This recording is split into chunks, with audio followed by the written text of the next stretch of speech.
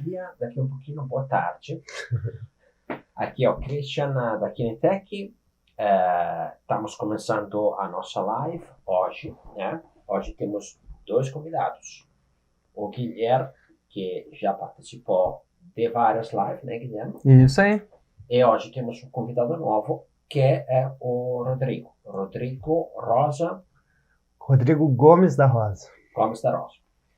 O Rodrigo eu conheço já há bastante tempo, como o Guilherme, né? Eles fizeram pós-graduações no LAPEX, que é o Laboratório de Exercícios Físicos da Universidade Federal do Rio Grande do Sul, na máquina de biomecanicistas, onde realmente saíram vários professores que hoje atuam em diferentes universidades e também vários profissionais, tanto da área da educação física como da fisioterapia,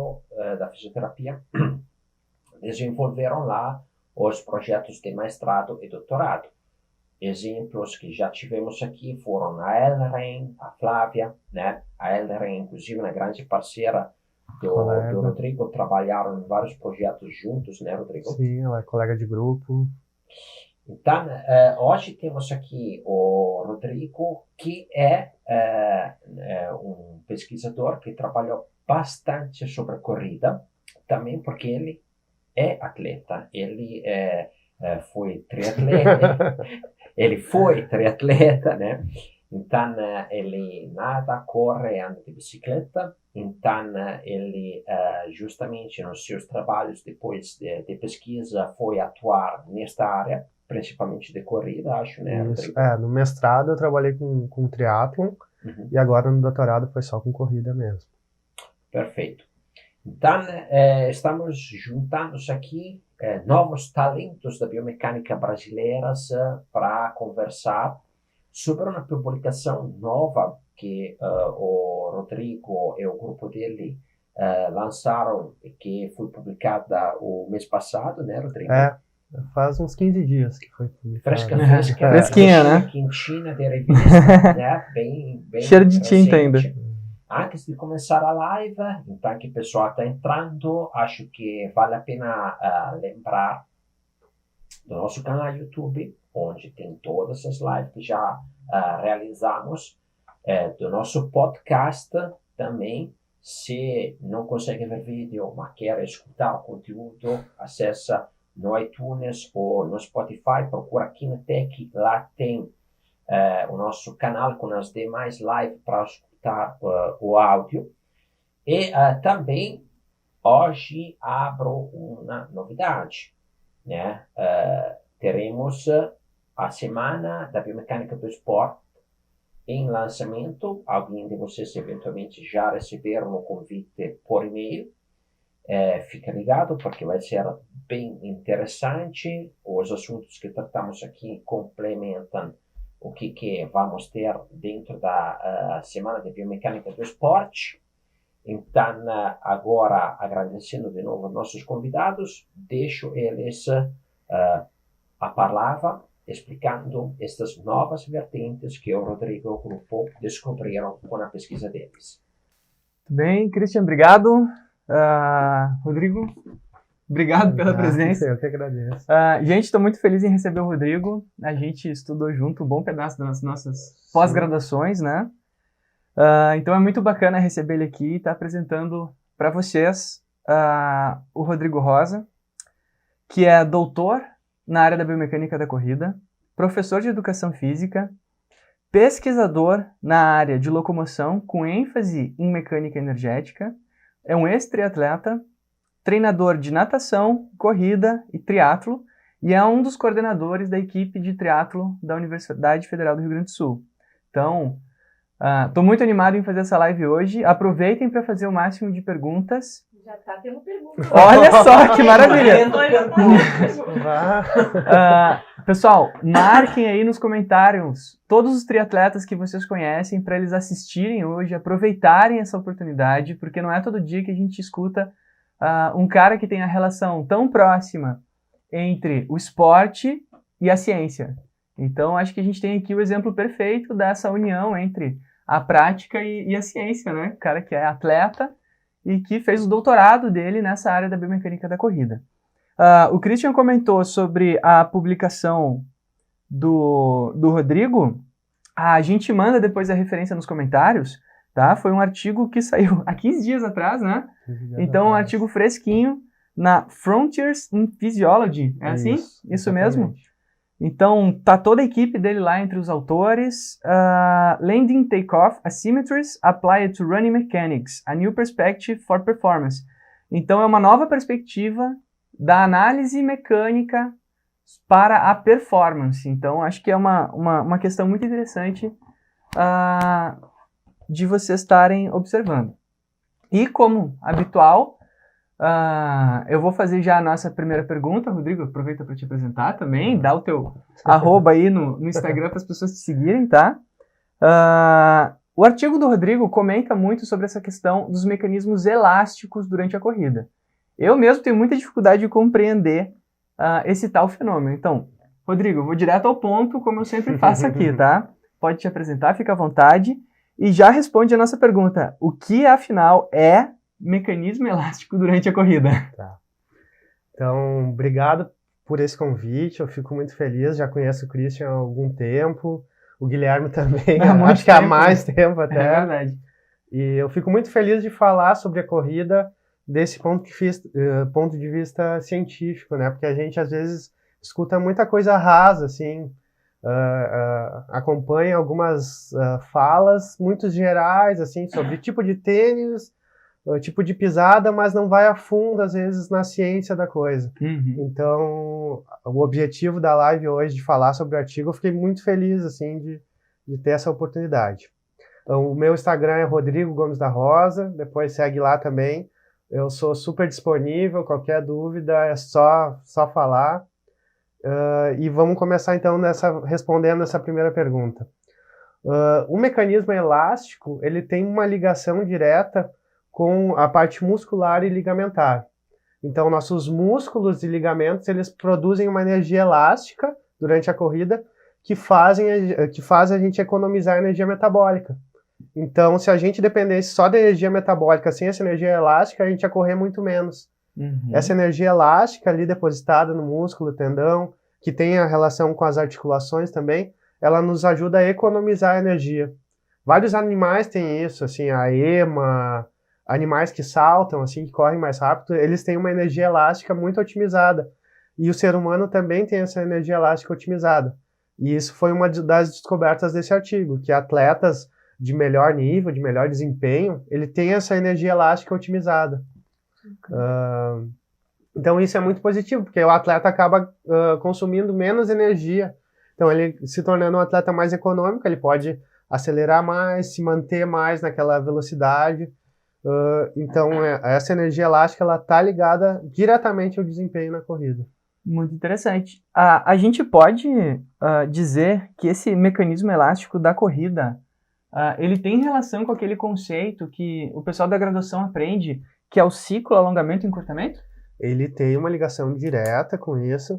É claro que o ciclo alongamento e encurtamento ele está ligado a movimentos muito rápidos, né? Uhum. A um salto rápido, a um sprint de corrida. Mas esse mecanismo elástico ele se mantém mesmo em corridas de longa distância.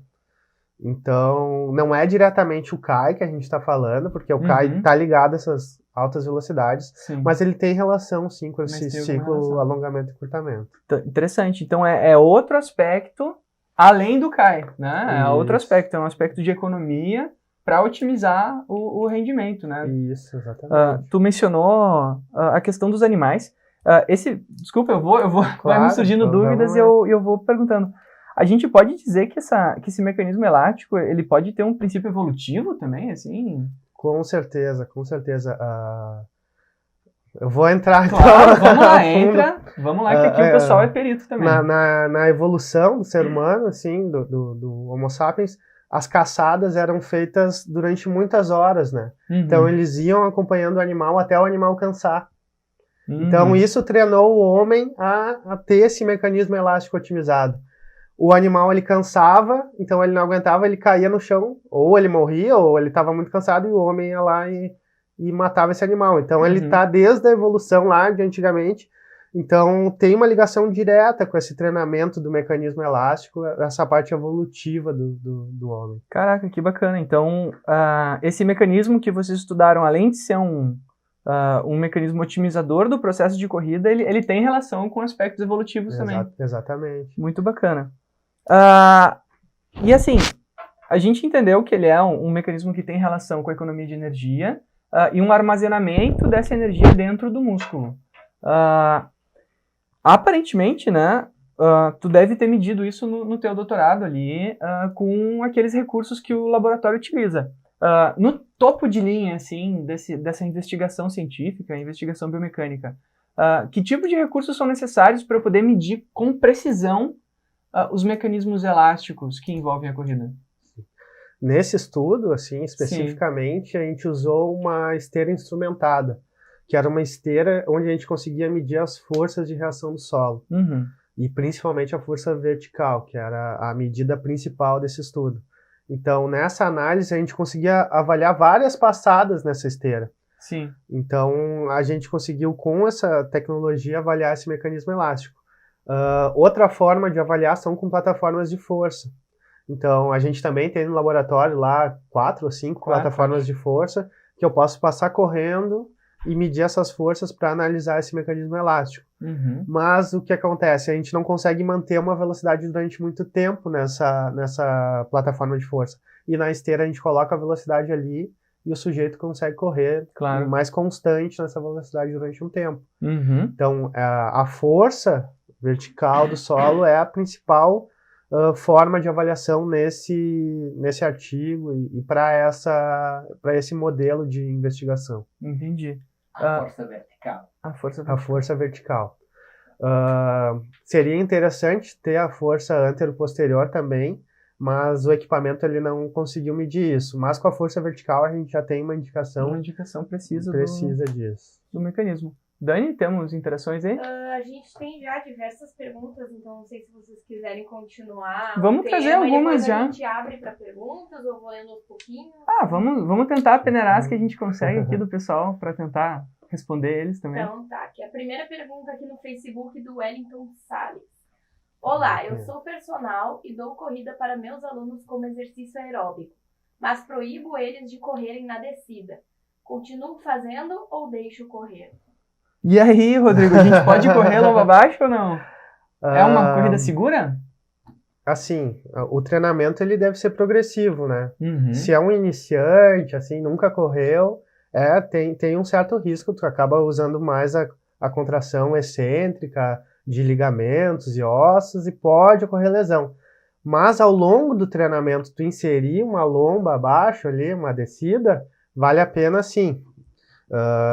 Com cuidado, a inclinação é importante, né? Eu começar com inclinações menores, depois ir aumentando essa inclinação, e isso tem que estar ligado ao programa de treinamento. Tu tem que ir progredindo ele até ele conseguir fazer com menos risco de lesão. Sim. No primeiro dia de treino do teu aluno, tu não vai mandar ele correr lomba abaixo, mas é possível sim ao longo do treino, e é importante. Muitos treinadores, principalmente um que eu conheço aqui do Rio Grande do Sul, que é o Leonardo Ribas, ele usa, eu já vi os atletas dele correndo lomba acima e lomba abaixo, que é a parte mais concêntrica para cima e mais excêntrica para baixo. Uhum. Então vale a pena colocar, e eu sugiro sim colocar ao longo, né, numa progressão, não no primeiro dia de aula. Sim. Então, respondendo a pergunta, né, desde que seja respeitados os limites do aluno e seja feito um trabalho progressivo, eu acho que o declive é saudável, até porque quando a gente vai para provas, nem sempre é 100% plano, né? Exatamente. E inclusive o pessoal que participa das provas daquelas corridas mais de aventura, né, mais relacionadas a isso, tem muito desafio, né? Mais alguma pergunta rápida, em acesso rápido? É isso aí, mais ou menos. Aqui, poderia enviar o número do artigo, a gente envia depois. Vai estar a lá. Renata Leão, a gente comenta, quem quiser também o número do artigo, a gente pode enviar por inbox aí para todo mundo. Só avisar aqui nos comentários. Aqui, só mais um por enquanto, né? Anselmo Melo. Por que a corrida é considerada uma queda controlada quando falamos de centro de gravidade? Pergunta ótima pro cara certo, hein? Boa. Olha só, uma queda controlada. E aí, Rodrigão? Será que a gente consegue? Uma das formas de descrever a corrida, né? Ela é uma queda e uma ascensão controlada, né? Por isso que ela é controlada, porque a subida também é controlada. Se fosse só a queda, Sim. não ia ser bom. Então, justamente, falar de centro de massa foi perfeito, porque a gente usou o centro de massa como um mecanismo para avaliar essa forma elástica. Uhum. Eu vou entrar na teoria um Vamos pouco lá. mais profunda, que a gente usa um modelo onde o centro de massa, que é o nosso corpo, ele está ligado a uma mola. E essa mola seria nossas pernas, nosso corpo, e esse centro de massa ele oscila em relação a essa mola. Uhum. E quanto mais otimizada essa mola, melhor o retorno elástico Menos no eu centro de preciso massa. ativamente devolver o centro de massa para cima. Exatamente. Então a gente tem uma mola, a gente pensa nossas pernas como uma mola, Uhum. nesse modelo, né? Lembrando que é um modelo, não é... A gente não vê exatamente uma mola, mas no nosso modelo matemático a gente analisa como se fosse uma mola e a gente vê que essa mola ela tem uma rigidez, ela tem uma forma de funcionar em que ela retorna para essa massa, que é o nosso corpo, centro de massa, uma energia que eu não vou usar metabolicamente. Sim. Que eu vou acabar sendo mais econômico. Com certeza. Então é uma queda controlada e por vários mecanismos também. Sim, sim, é todo um jogo de queda. Só temos alguns probleminhas técnicos aqui com os sistemas de gravação. Esperar alguns minutinhos. Lembrem de marcar os triatletas que vocês conhecem, os não triatletas, corredores também, os treinadores, quem está envolvido com corrida, natação, tá? Dani, como é que estamos no sistema aqui? A gente tem mais umas 12 perguntas aí, mas acho que a gente pode seguir o tema e depois eu abro para perguntas. Seguimos? Tá? A gravação aqui tá tudo ok? Aqui o Instagram deu uma pausa, vou ter que... Vamos tentar voltar com ele. Voltar. Isso, só para o pessoal do Instagram não perder a nossa participação. Lembrando, gente, que como o Christian mencionou, a gente está tentando aproximar vocês dessa questão da biomecânica do esporte, então temos o curso de biomecânica do esporte que está para ser lançado, fiquem atentos. Rodrigo, assim, trazendo para a realidade dos nossos ouvintes, né, dos treinadores, dos atletas, é possível, de alguma forma, eu avaliar, estimar ou identificar de alguma forma mais simples, que não exijam altas tecnologias, esse mecanismo elástico nos atletas? Sim. É a resposta mais simples agora é sim. Sim. Claro que não todas as variáveis que compõem esse mecanismo, mas algumas sim. Porque algumas variáveis elas são simples, como o tempo de contato, o tempo que eu tô com o pé no solo. Sim. Então, o que a gente viu que quanto menos tempo de contato, melhor esse mecanismo elástico. Sim. E isso a gente pode avaliar com uma câmera de celular, com um acelerômetro, com vários equipamentos que já existem. Tem relógios hoje com acelerômetro, então existem equipamentos simples para isso. No olho já não é tanto, assim, talvez um treinador mais experiente, ele consegue ver, esse cara parece ser mais elástico, mas ele não está medindo aquilo ali quantitativamente, né? E a gente já consegue, com alguns equipamentos, com a nossa tecnologia, medir algumas coisas. De forma mais profunda, não, assim, né? Todas as variáveis, mas essas variáveis de tempo de contato, tempo de voo, deslocamento vertical. É importante salientar, assim, que a gente vê o deslocamento vertical durante o contato. Então, a gente vê quando o pé toca no chão até ele sair. Esse é o deslocamento vertical. A gente sabe que existe um deslocamento vertical quando a gente está na fase de voo, mas nesse mecanismo a gente analisa quando ele está em contato. A gente vê se essa mola está descendo e subindo corretamente. Sim. Então, é importante analisar isso. Às vezes a gente vê uma pessoa saltando muito, assim, para cima, tem relação com o mecanismo elástico, mas é difícil a gente analisar dentro desse modelo que a gente estuda. Então, nesse modelo, a gente considera muito mais quando o pé está tocando no solo. Essa oscilação quando o pé está tocando no solo. Sim. Então, assim, entrando já nessas questões, assim, porque volta e meia aparecem perguntas aqui relacionadas a essas variáveis quantitativas da corrida, né? E é uma coisa que a gente está trazendo hoje bastante, que é trazer um pouquinho mais de precisão para as avaliações e para as orientações de treinamento, né? Vamos falar um pouquinho sobre o tempo de contato, assim, não sei, tentar aumentar isso aqui, porque nesse teu artigo, vocês avaliaram atletas com desempenho maior, atletas com menor desempenho, né? Dentro daquele grupo de atletas, acho que era de 3.000 metros, né? Isso, era atletas de diferentes distâncias de fundo. A gente avaliou eles nos 3.000 metros, sim, mas eles corriam outras distâncias. Corriam outras distâncias, tá. Sob essa ótica do desempenho, assim, o que a gente pode trazer para o pessoal que está assistindo a live com relação ao tempo de contato, assim, existe um valor ótimo, quanto menos melhor, quanto mais melhor? Como é que a gente trabalha essa questão, tu que teve essa experiência, sim, aí com atletas de alto nível? O tempo de contato ele está ligado diretamente à velocidade que eu estou correndo. Uhum. Se eu estou correndo numa velocidade mais baixa, com certeza eu vou ter um tempo de contato maior. Sim. Quanto mais eu acelero a corrida, menor esse meu tempo de contato. Uhum. Mas o que a gente achou? A gente avaliou os atletas na mesma velocidade. Sim. Por exemplo, todo mundo a 15 km por hora. E a gente viu que atletas melhores têm o tempo de contato menor para a mesma velocidade. Para a mesma velocidade. Isso que é o interessante, porque se a gente analisar velocidades diferentes, pode ter um erro ali nessa medida. Então é importante quando a gente for comparar, até o próprio aluno, né? A gente vai comparar o aluno, se ele melhorou com o treinamento, a gente coloca ele numa velocidade constante, treina ele, e depois desse tempo de treino a gente vai avaliar na mesma velocidade. Na mesma velocidade. Se a gente avaliar numa velocidade diferente, é óbvio que o tempo de contato vai mudar. Então, a velocidade é uma variável que a gente tem que controlar na hora de avaliar esses mecanismos. Cara, que bacana. Então, assim, se eu fizer avaliações em velocidades diferentes, eu vou estar artificialmente alterando aqueles parâmetros que eu estou usando como referência. Então, pessoal, assim, o que eu recomendo, né? Vamos fazer aquela prática baseada em evidência que a gente fala tanto. Olhem o artigo do Rodrigo e vejam ali os valores que ele trouxe para aqueles atletas com melhores desempenho. Talvez a gente possa trazer isso como uma forma de direcionar o treinamento, Rodrigo. Não sei o que tu acha. Tu acha que a gente pode olhar aquelas atribuições como um direcionamento ou como uma característica dos atletas? O que tu acredita nessa área, assim, bem reflexão mesmo, né? Eu acho que isso ainda é uma coisa que a gente vai estudar e vai evoluir. Por quê? Sim. Porque a gente pegou um recorte no tempo, é um estudo transversal, né? Sim. Em que a gente pegou vários atletas e viu quem era melhor, quem era pior dentro desse corte. O que falta é a gente realizar um treinamento e daí depois, ao longo das semanas, ver se ele mudou esse mecanismo. Sim. Daí isso ainda está faltando, é uma dica para quem quer estudar sobre o assunto, é avaliar o treinamento. Mas a gente já conseguiu enxergar que atletas melhores eles têm esse mecanismo otimizado.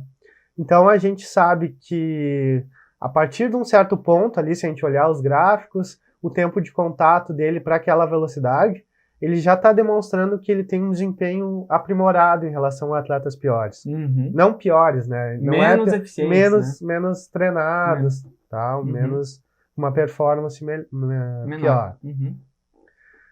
Então... Né? É isso. Então, o Rodrigo já nos trouxe, então, a grande diferença desse tempo de contato dos atletas. Mas quando vocês forem ler os artigos, vocês vão ver que tem uma nomenclatura ali que ele traz assim, tempo de contato efetivo, né? Que foi uma coisa nova que apareceu para mim, porque assim, a gente trabalha muito com tempo de contato, que é o tempo desde o contato inicial até o despregue, né? Mas lá no estudo do Rodrigo, eles medem o tempo de contato efetivo. Rodrigo, o que é o tempo de contato efetivo que tu mediu naquele artigo, cara? Vamos lá. Esse é uma das medidas que eu não consigo ter de forma simples.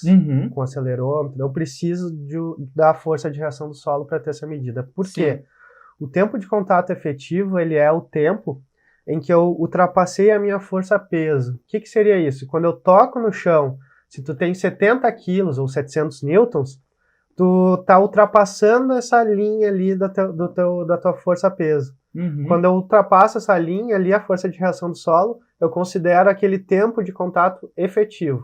Sim. Até ele voltar, depois, na curva de reação do solo, ao peso, a força menor que o peso dele. Esse tempo de contato efetivo é quando ele está acima da força-peso dele.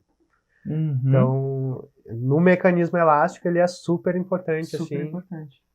A gente tem uma pergunta em relação Vamos a lá. isso aqui do Marcos Barreto no Facebook. Tem relação do tempo de contato no salto com o tempo de contato na corrida? E aí, o que tu acredita, Rodrigo? Tem, sim, principalmente em atletas velocistas, né? A gente já achou uma correlação, principalmente em relação àquele mecanismo que o Guilherme comentou, que é o CAI. Uhum. Se eu tenho um ciclo alongamento, encurtamento bem desenvolvido no salto, normalmente ele reflete a corrida. É claro que a corrida ela tem especificidade, né? Não adianta tu só... Atletas de vôlei, eles vão saltar bem, mas eles não vão ter um sprint tão rápido. Então, tem uma especificidade ali, mas a gente usa em vários momentos uma avaliação de salto para corredores e ela tem uma relação boa com a corrida. Sobre isso aqui também temos uma pergunta do Washington Reis. Dá para medir o desempenho das corridas de fundo por meio dos saltos? Se sim, qual o melhor protocolo? Counter Movement Jump ou Squat Jump? Bem, vou complementar o que eu estava falando, então, que ele tem uma relação, sim, mas ele é mais ligado a corridas de velocidade. Quando eu vou usar o counter movement ou o squat, ele vai estar me dando uma medida de velocidade de salto muito rápido, de um movimento rápido, que ele não está tão ligado a corridas de fundo. Talvez eu tenha que procurar mais, eu tenho que ler. Não tenho todos os artigos na cabeça. Ser explorado ainda, né? Na cabeça, agora não me vêm os artigos que relacionam a corrida de fundo com esses saltos, mas eu sei que ele, apesar de ter uma relação, a relação maior é com corrida de velocidade. Sim. O que a gente tem explorado, e já teve artigos no nosso grupo, o Jorge Storniolo, um colega de grupo que estudou isso, foi o treinamento de potência para a corrida. Então, ele usou o treinamento de potência para ver se esse treinamento de potência melhorava no desempenho de corrida e a gente achou um resultado positivo. O treinamento de potência na sala de musculação, ele ajuda na corrida de fundo também. Então, eu investiria também no treinamento de potência ao longo da periodização para melhorar a corrida de fundo. Interessante. Com os saltos dá para estudar a parte de potência. Exatamente. A psicologia, o elástico, só para fazer um apanhado assim dos informes então do Rodrigo, né? Dentro daquela curva clássica da força de reação do solo, né? Durante a corrida, né? Com o primeiro pico ou sem o primeiro pico, o tempo de contato efetivo seria o espaço em que a força de reação do solo ultrapassa o peso, né? Isso.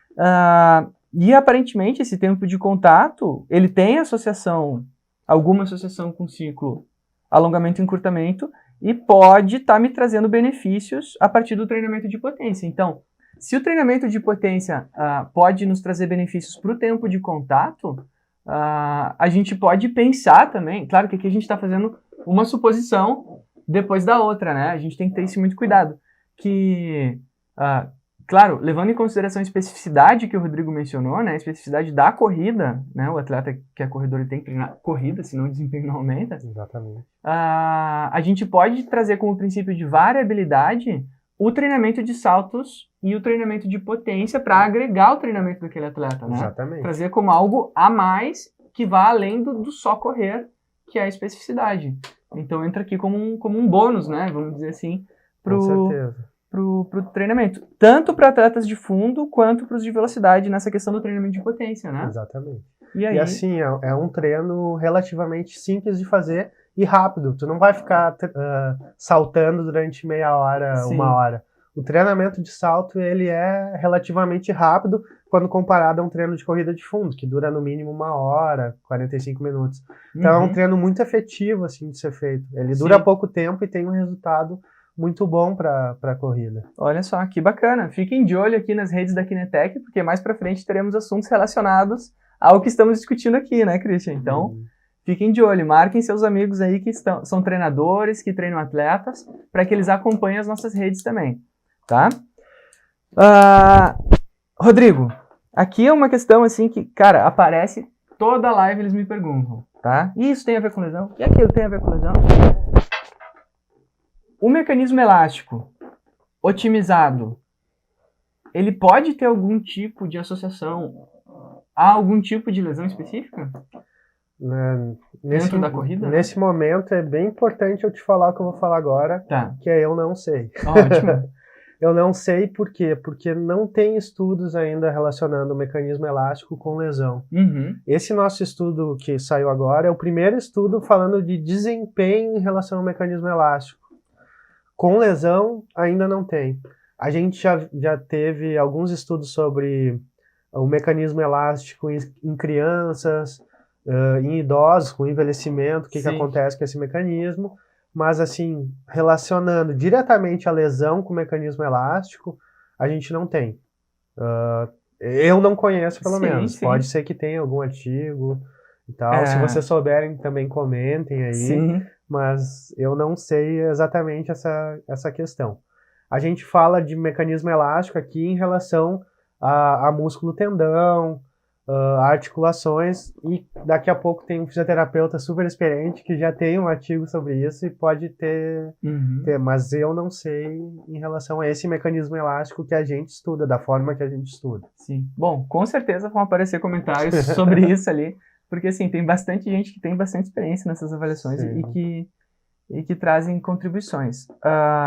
Antes de passar a palavra para Dani, eu queria, assim, gente, a gente tem que lembrar uma coisa muito bacana, tá? A gente está falando aqui de um pesquisador brasileiro que foi formado em universidades brasileiras, né? E que está construindo conhecimento nessa área da biomecânica no mundo, né? O grupo do Tartaruga, em que o Rodrigo faz parte, esse pessoal do Locomotion, né? Que eles têm esse nome bastante bacana, procurem Locomotion aí nas redes. Gente, eles estão construindo conhecimento, eles são pioneiros em avaliação de mecanismo elástico na corrida. Né? É uma forma de se avaliar a corrida que ela é inédita, a gente pode dizer isso tranquilamente, desta forma é inédita no mundo, tá? Então, valorizem o que nós temos aqui no Brasil, né? Porque o pessoal está construindo conhecimento e a gente está trazendo aqui para vocês fresquinho, né? Recém saído do forno, quentinho ainda, tá? Dani, temos comentários aí? Sim, só para avisar aqui o pessoal que eu tô lendo as perguntas, tá? Conforme elas estão entrando. Então, podem ficar tranquilos aí que a gente já vai chegar. Tá? Aqui, então, a Renata Leão, no Facebook, perguntou: a energia elástica tem relação com a plasticidade muscular? Uau! Nossa. E aí, Rodrigo, o que a gente pode tentar contribuir para Renata? Vou pensar um pouquinho, Renata. Pergunta complexa. Eu acho que sim. Não tenho a resposta mais baseada em evidência, então tomem cuidado com o que eu vou falar agora. Mas ela pode ter a ver porque a gente tem uma adaptação, né? Com o treinamento a gente tem uma adaptação tanto do músculo como do tendão. Sim. Então, se eu tenho uma adaptação, ela está ligada à plasticidade. Então, atletas melhores, eles se adaptam, eles têm uma plasticidade e são capazes de se adaptar ao treinamento e melhorar esse mecanismo elástico. Sim. Então, de maneira geral, sim.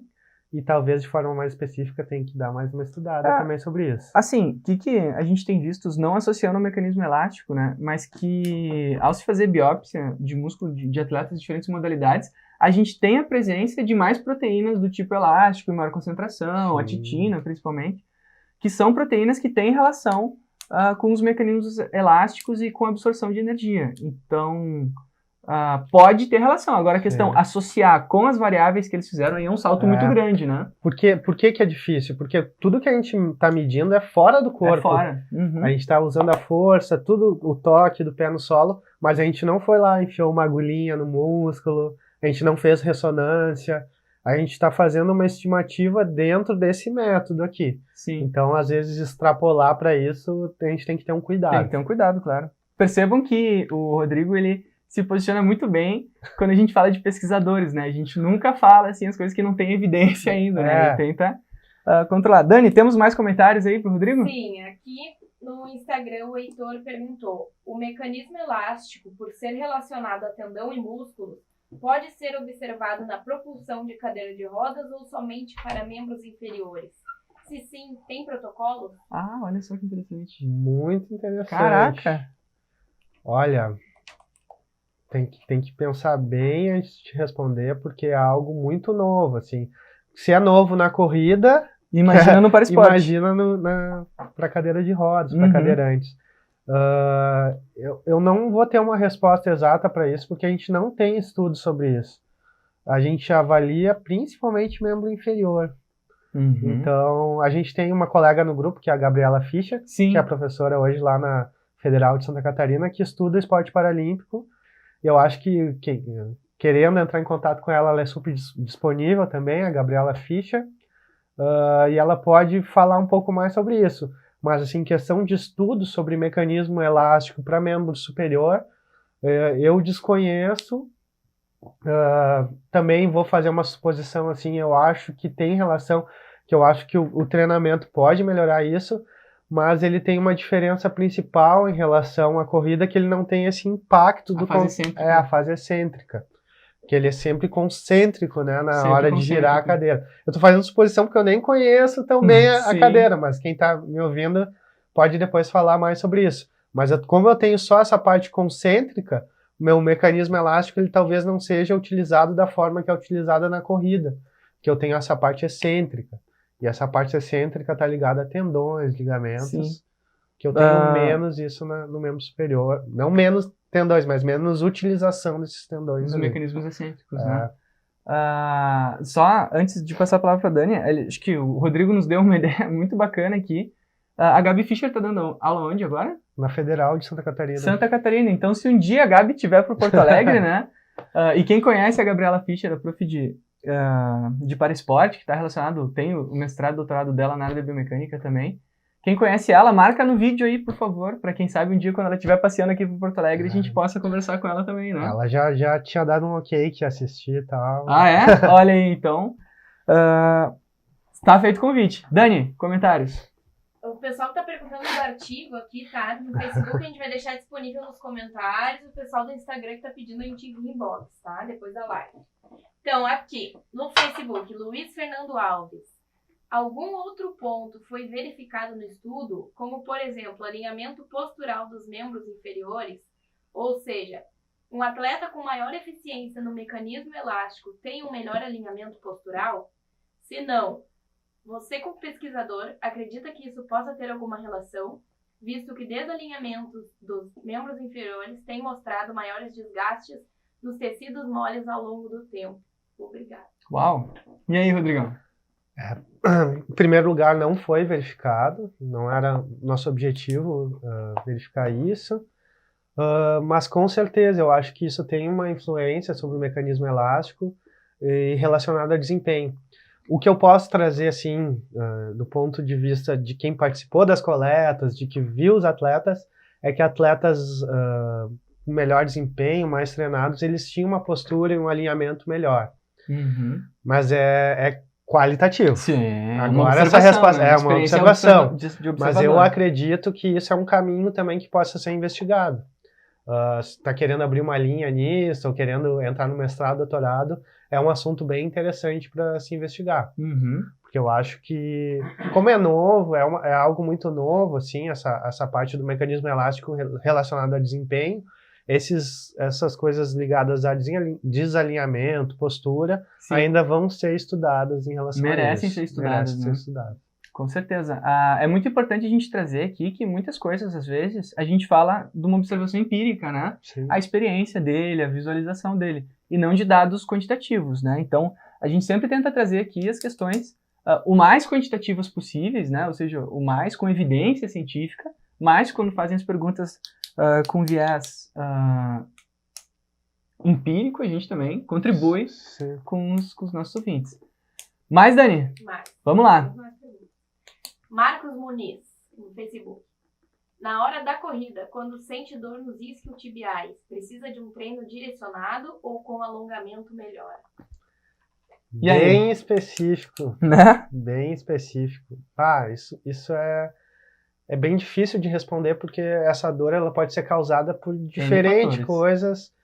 E quem cuida normalmente essa dor são os fisioterapeutas, né? Eu sou mais da educação física.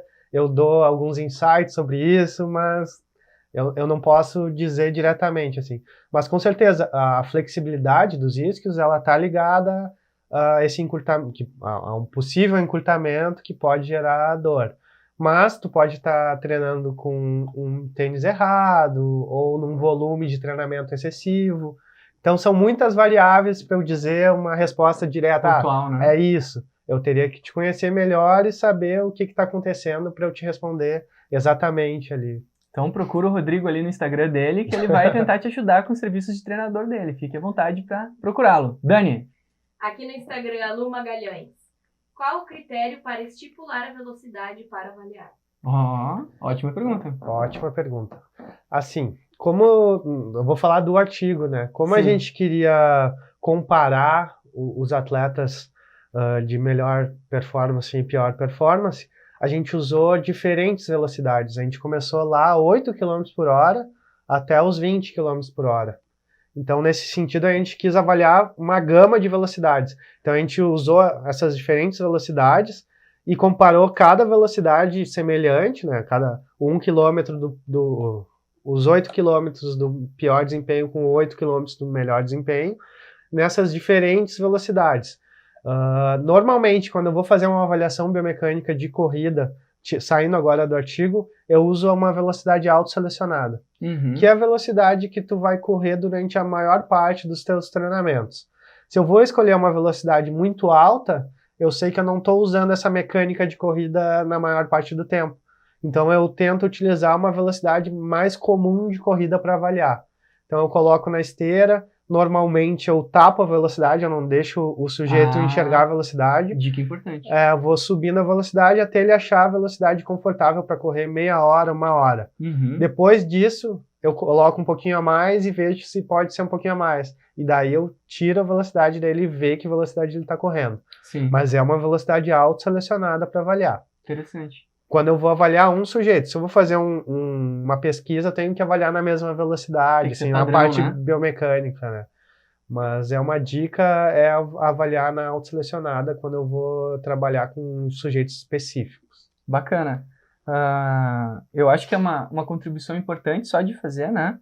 Que toda avaliação ela pode ser feita naquela velocidade que às vezes os treinadores aqui já vieram, às vezes com algumas perguntas, a velocidade de cruzeiro, né? Que é a velocidade autoselecionada. Autoselecionada, né? Que é a mesma.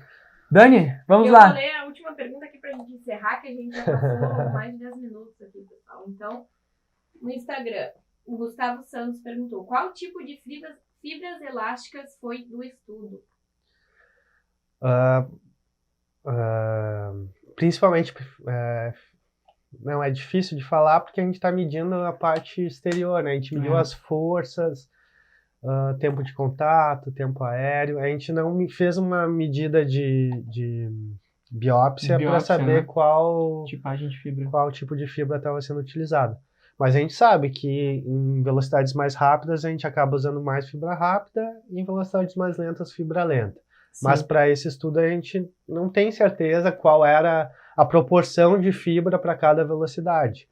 Aí, o que a gente tem é essa parte ligada aos estudos que existem na literatura. Sim. Mas ali a gente não mediu isso. Então até porque é bem complicado fazer essa biópsia com um atleta. Tu vai acabar... Não é todo atleta que deixa furar a perna para tirar um pedacinho, né? Exatamente. É isso aí. É complicado. Gente, a gente estamos nos direcionando para o final, né, Dani? Sim. Temos pergunta ainda. Tem pergunta rolando? Tem pergunta rolando. Não conseguimos responder todas, tá? Fiquem à vontade de procurar o Rodrigo nas redes sociais dele, tá? Outras perguntas também direcionadas aos conteúdos, aos temas das lives, vocês podem mandar também para as nossas redes, a gente tenta responder, tenta auxiliar, principalmente no Facebook e no Instagram, tá? Esse vídeo está disponível no YouTube, então assim, marquem os atletas que estão interessados em aprimorar a corrida deles baseados em ciência, certo? Baseado em evidência e tentar tornar isso o mais profissional possível em cima de dados quantitativos, que é o que o Rodrigo e o grupo dele estão fazendo aqui em Porto Alegre e trazendo esse conhecimento novo para o mundo inteiro, tá? Obrigado, Rodrigo. Christian? Sim, eu tenho uma pergunta. Olha aí, vamos lá então. O mecanismo elástico, ok, então tu tem como trabalhar, identificar ele um pouquinho com o apoio, eventualmente o deslocamento vertical durante a fase de apoio, etc. Né? Ele tem como ser treinado depois. É interessante treinar se tu acha que ele está tendo um desempenho baixo de resposta elástica, o atleta? A minha pior pergunta. Olha aí, viu? É isso aí. Não, quando a gente escuta essa pergunta, a primeira coisa que vem na cabeça é o treinamento de salto que a gente comentou ali. Sim. Porque o salto ele é o treinamento específico da pliometria, do ciclo alongamento e encurtamento.